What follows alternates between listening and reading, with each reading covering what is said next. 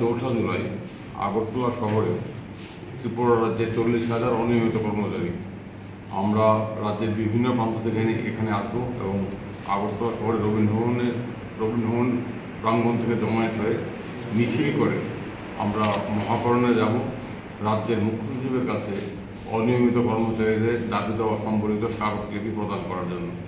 আমরা যেই দাবিগুলো নিয়ে আগামী চৌঠা জুলাই রাজ্যের ইতিহাসে সর্ববৃহৎ অনিয়মিত কর্মচারীদের মিছিল এবং সমাবেশ করতে যাচ্ছি, সেই দাবিগুলোর মধ্যে অন্যতম দাবি হচ্ছে সমস্ত অনিয়মিত কর্মচারীদের অবিলম্বে নিয়মিতকরণ করতে হবে। নিয়মিতকরণ করার সাপেক্ষে অনিয়মিত কর্মচারীদের শ্রমকাজে সমবেতন প্রদান করতে হবে। আমাদের আরেকটি গুরুত্বপূর্ণ দাবি হলো যে সমস্ত পার্ট টাইম ওয়ার্কার আংশিক সময়ের কর্মী আছেন তাদেরকে, যারা 10 বছর অতিক্রম করেছে তাদেরকে অনিয়মিত কর্মচারীর মর্যাদা এবং স্বীকৃতি দিতে হবে। যে সমস্ত অনিয়মিত কর্মচারী ইতিমধ্যে শূন্য হাতে অবসরে গেছেন তাদেরকে এককালীন 10 লক্ষ টাকা করে এককালীন অনুদান প্রদান করতে হবে। আমরা দাবি করেছি যে 31শে জুলাই 2018 সন আমাদের রাজ্যের অনিয়মিত কর্মচারীদের জীবনের সবচেয়ে কালো দিন, কারণ ওই দিন অনিয়মিত কর্মচারীদের নিয়মিতকরণ করার জন্য স্কিম ছিল 2007-8 সন থেকে। সেই স্কিম সরকার বাতিল করে এবং সরকার ঘোষণা করে যে আমরা স্কিমগুলো বাতিল করছি, আমরা নতুন করে স্কিম প্রণয়ন করব।